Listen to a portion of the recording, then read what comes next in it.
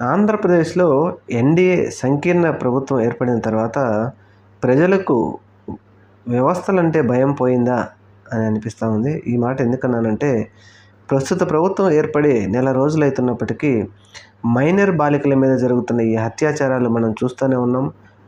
బాలికల మీద, ఆ తర్వాత మనం అంటాం కదా, గేదెల మీద కూడా చేశారు ఎదవలు.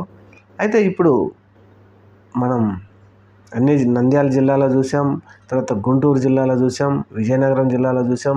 6 నెలల పసికందును కూడా మనం మాట్లాడుకున్నాం. అయితే ఇప్పుడు విశాఖపట్నం జిల్లాలోనే మళ్ళీ అలాంటి సంఘటన జరిగింది.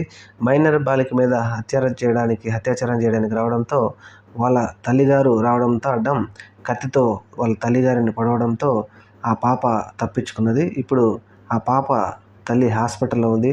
మరి ఇలాంటి అఘాయిత్యాలు ఎలా చేయగలుగుతున్నారు? పోలీస్ ప్రభుత్వం ఏం చేస్తుంది?